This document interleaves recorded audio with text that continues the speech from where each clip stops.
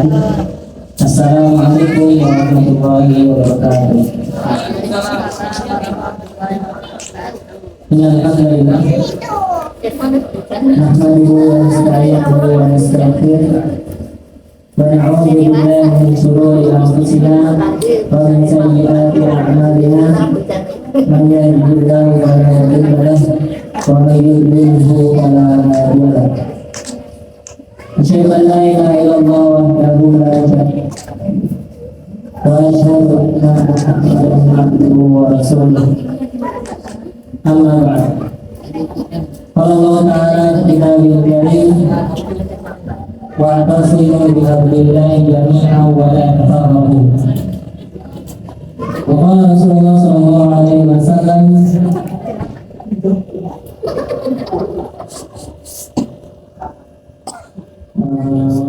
man arada an yusqalahu fi rizqihi wa yudkhilahu fi qadarihi fal-yusqahu.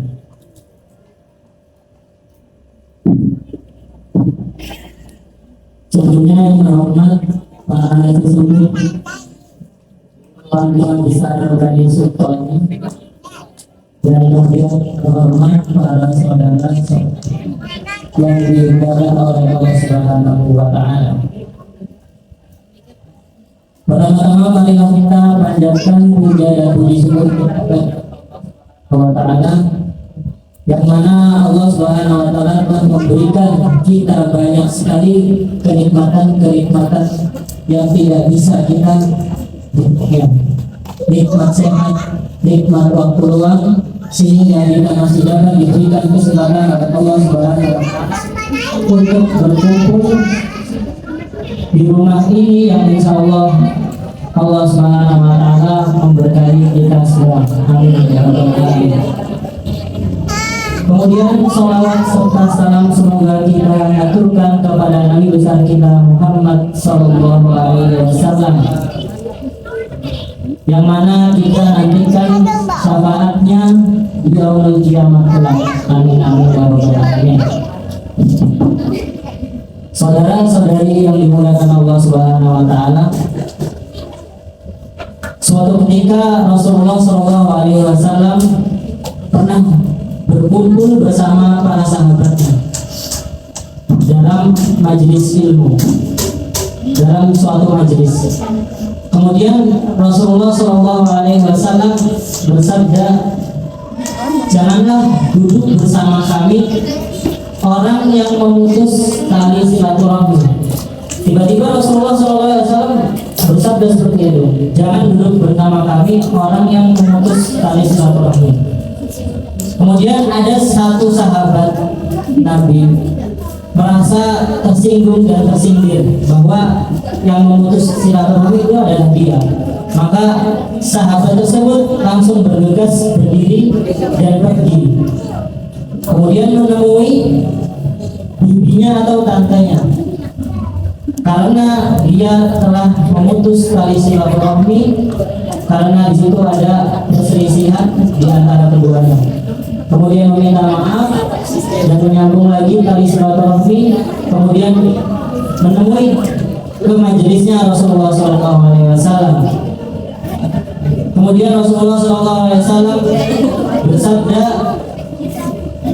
mengapa ada seseorang yang memutus tali silaturahmi sedangkan ia berada di dalam majelisku? Karena itu tidak akan Allah Subhanahu wa Ta'ala menurunkan rahmatnya di majlis tersebut. Hadirin hadirat rahimahullah ta'ala, dari sini kita bisa mengambil pelajaran bahwa apabila ada suatu majelis seperti sekarang ini, di situ ada salah satu seorang yang memutus tali silaturahmi, maka rahmatnya Allah Subhanahu wa Ta'ala itu tidak akan turun, akan susah untuk mendapatkan rahmat dari Allah Subhanahu wa Ta'ala. Kemudian ada juga nasihat dari baginda Nabi Muhammad SAW kepada sahabatnya yaitu Uqbah bin Amir, yang ya Uqbah bin Amir, silman qata'aka wa biman haramaka wa amman dawaka, yang artinya wahai Uqbah bin Amir, sambunglah orang yang memutuskan tali silaturahmi denganmu, dan berilah orang yang tidak mau memberi kepadamu, dan maafkanlah orang yang menzalimimu. Yang pertama adalah nasihat dari Rasulullah SAW, sambunglah tali silaturahmi apabila dia telah memutusnya.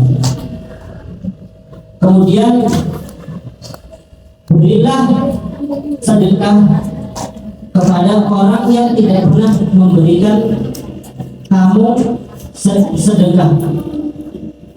Dan kita juga disuruh untuk memaafkan kepada orang yang telah menzalimi kita semua. Di sini adalah suatu pelajaran yang sangat besar sekali, bagaimana mulianya adab dan akhlak yang telah diajarkan oleh Rasulullah SAW, bahwa kita harus memaafkan kepada siapa yang telah menzalimi kita, siapa yang telah melukai hati kita. Maka di situ tidak semua keburukan itu dibalas dengan keburukan.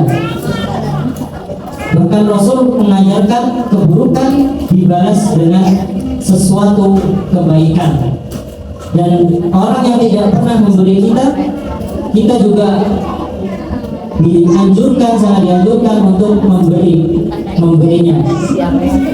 Itu adalah akhlak kedermawanan Nabi SAW yang patut kita contohi.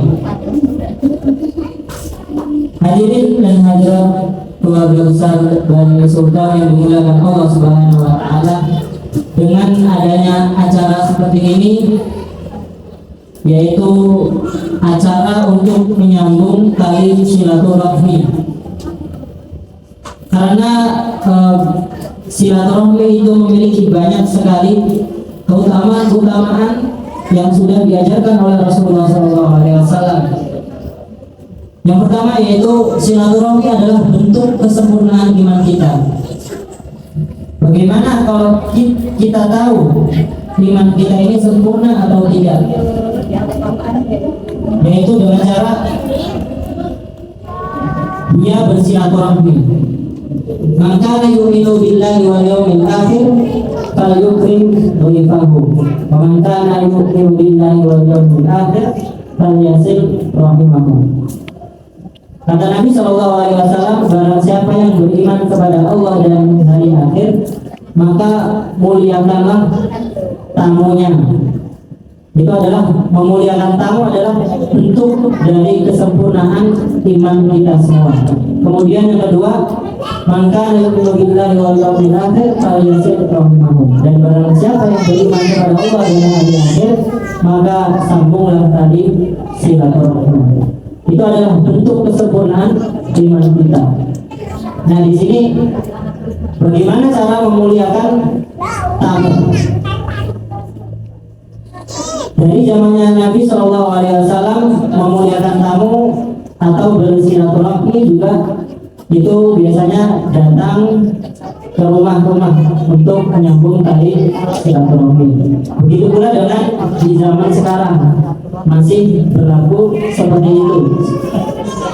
Dari rumah ke rumah untuk menyambung silaturahmi, dan orang yang didatangkan tamunya itu hendaknya dia memuliakan tamunya.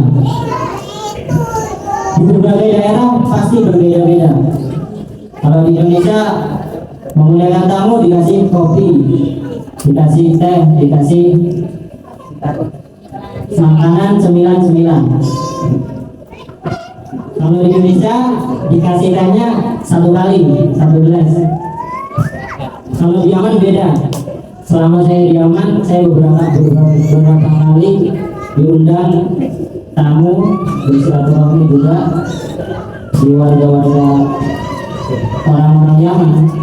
itu dikasih teh dan cuma satu kali, bisa sampai 4-5 kali.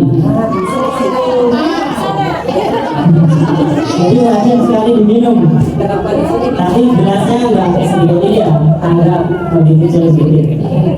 Tapi ketika kita datang rame-rame, di situ tuan rumahnya memberikan teh. Setelah kita minum semua sudah habis, itu diambil lagi tehnya, diisi lagi, diminum lagi, habis lagi, diisi lagi, sampai 4-5 kembung. Setelah kembung baru dikasih dihidangkan makanan. Itu udah kembung, udah kenyang. Sambil ngobrol dan di situ kita juga tidak boleh orang yang bertamu itu untuk membantu tuan rumahnya, sangat dilarang. Air. Jadi tuan rumah itu mengajarkan anak-anaknya yang masih kecil, anak-anak yang masih kecil itu wajib untuk merewangi buat bantu, karena mereka mendidik anak-anak mereka untuk memuliakan tamu. Itu cara orang-orang zaman dahulu untuk memuliakan tamu, yaitu dengan mengajarkan anak-anaknya untuk menyiapkan segala sesuatu untuk menjamu tamu-tamunya. Betul. Ini beda, ini di Yaman Selatan yang tempat saya tinggal. Saya juga pernah berkunjung di orang Yaman Utara. Beda ada juga walaupun di Yaman, karena beda daerah. Ketika kita masuk ke dalam rumah, itu yang dihidangkan bukan minuman, bukan teh, tapi kuah kaldu kambing ditaruh gelas. Jadi kayak gelas dimasukin kuah kaldu disuruh diminum. Aneh sekali. Rasanya kuah. Rasanya kuah kaldu. Bukan teh tapi kuah kaldu. Pertama kali ya memang kayak banget. Dihidangkan bukan teh, bukan minuman, tapi kuah. Jadi itu adalah bentuk bagaimana setiap adat dan budaya berbeda-beda untuk memuliakan tamu-tamu mereka.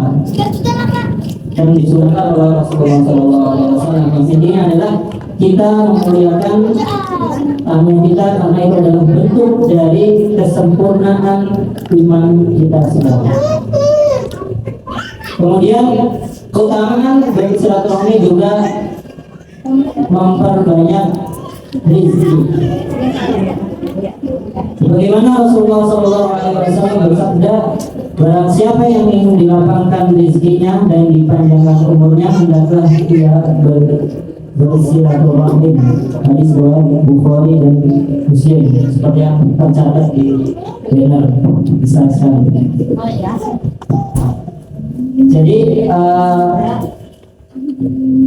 hadirin dan hadirat yang dimuliakan Allah Subhanahu wa taala.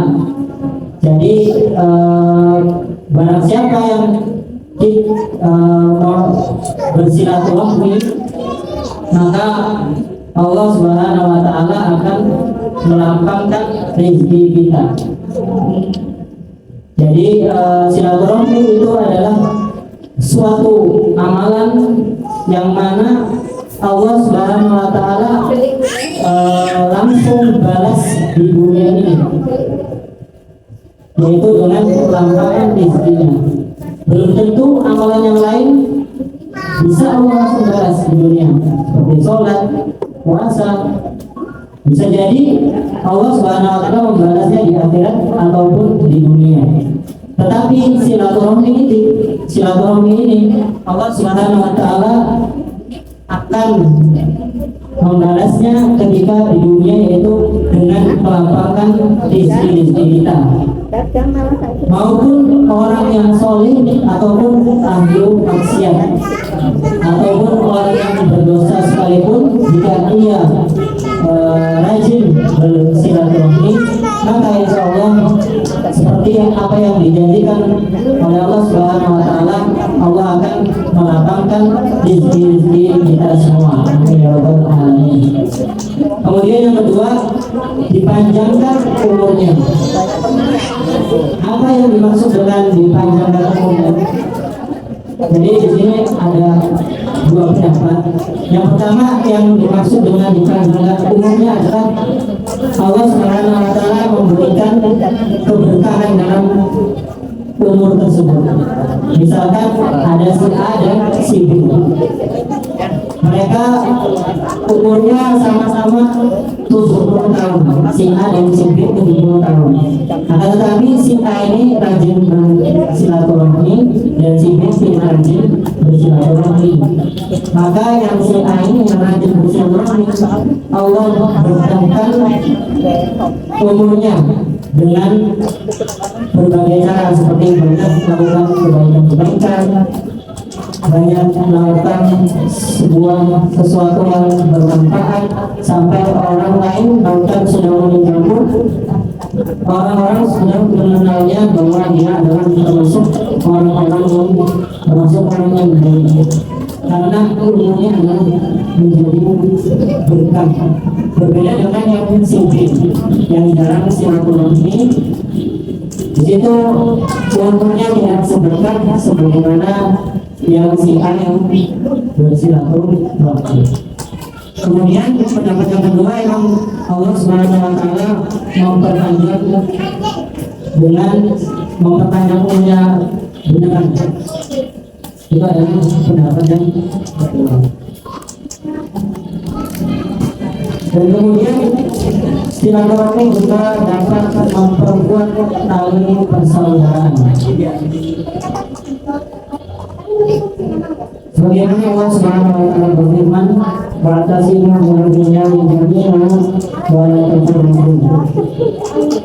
Dan berpegang teguhlah kamu semuanya kepada tali Allah dan janganlah kamu berseberangan.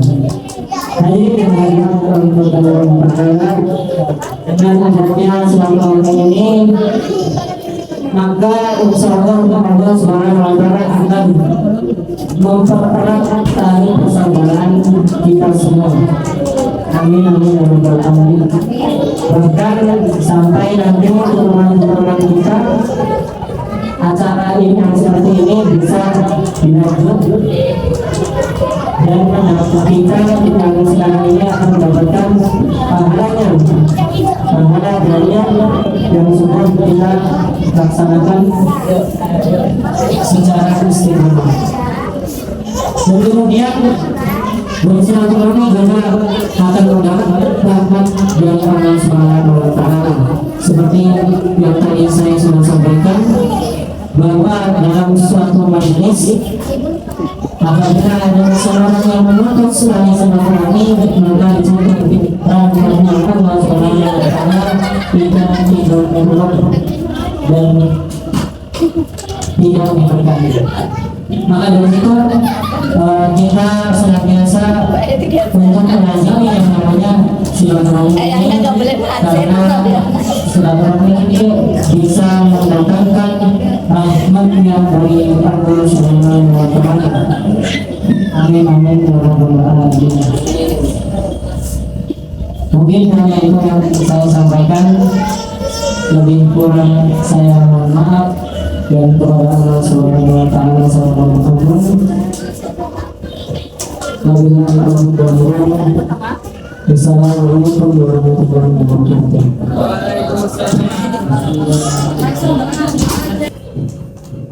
Alhamdulillah rabbil alamin, wassalatu wassalamu ala sayyidina Muhammad wa ala alihi wa sahbihi wa sallam.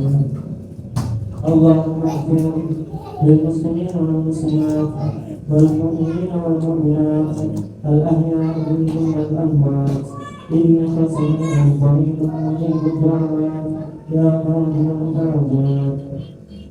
Rabbana zalamna anfusana wa in lam taghfir lana wa tarhamna lanakunanna minal khasirin. Rabbana tuzigh qulubana ba'da idh hadaytana wa hab lana min ladunka rahmah innaka antal wahhab. Rabbana atina fid dunya hasanah wa سبحان ربك رب العزة عما يصفون وسلام على المرسلين والحمد لله رب العالمين وصلى الله وسلم